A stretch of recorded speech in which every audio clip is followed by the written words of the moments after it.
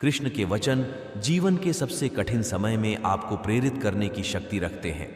जब आपको दूसरे के द्वारा मामूली समझा जाता है और आशा खोने की सीमा पर होते हैं, तो भगवान कृष्ण के इन गहराई भरे वचनों में खुद को विलीन करने के लिए भगवान कृष्ण की ज्ञानमयी समझ के साथ आशा की एक प्रकृति का अनुभव करके, यह कोई सरकारी कथन नहीं है बल्कि एक युक्ति संगत सत्य है जिसे अधिक जानने के द्वारा प्राप्त किया जा सकता है।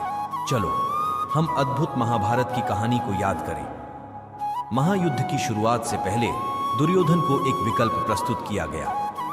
उसके पास या तो भगवान कृष्ण खुद हो सकते थे या फिर नारायणी सेना, 1 मिलियन से अधिक सैनिकों की एक शक्तिशाली सेना।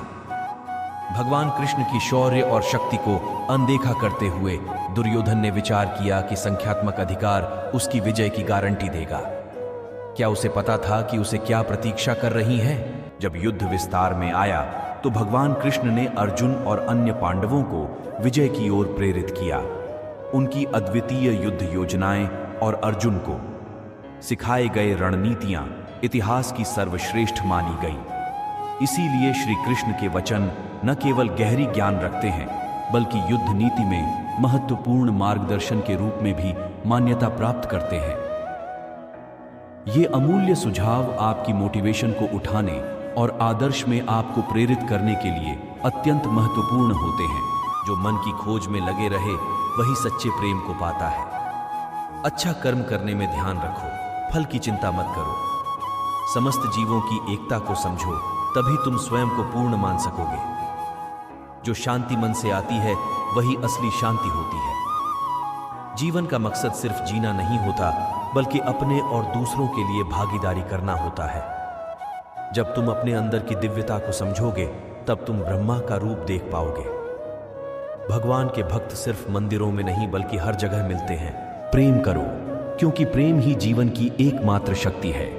धर्म का अर्थ है सत्य और न्याय की पालन करना और अपने कर्मों के द्वारा अच्छाई फैलाना।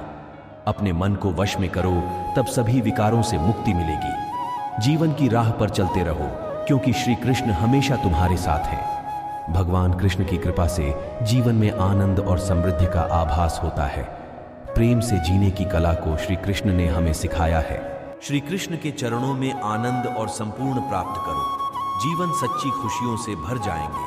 अगर तुम ईमानदारी से अपने कर्तव्य का पालन करोगे तो अंत में तुम्हारी विजय होगी। जब तुम अन्याय के खिलाफ लड़ते हो तो तुम्हारे पास सुप्रभात होते हैं। जो अधर्म के लिए खड़ा होता है उसे सत्य का सहारा मिलता है। जीवन का मूल्य उसे अर्पण करके बढ़ाते हैं, न कि उसे उपभोग करके। जब तुम अपनी कर्तव्य पर ध्यान केंद्रित करोगे तो तुम्हारा रास्ता स्पष्ट हो जाएगा। भक्ति का मार्ग सीधा होता है जो मुझे पास ले जाता है। आपसी प्रेम और सहानुभूति से युक्त होकर तुम दिव्यता को प्राप्त कर सकते हो। जब तुम दूसरों की सहायता करते हो तो तुम्हारी सच्ची सेवा होती है। जीवन का असली उद्देश्य अंतर्गत शांति का अनुभव करना है। संघर्ष और परिश्रम के माध्यम से ही सफलता प्राप्त की जा सकती है। अर्जुन, जो भी हो रहा है अच्छा होने के लिए हो रहा है। ईश्वर का वचन सत्य है, उसकी वाणी में विश्वास रखो। प्रेम करना सीखो, अन्यथा कार्यों का अर्थ नहीं होता।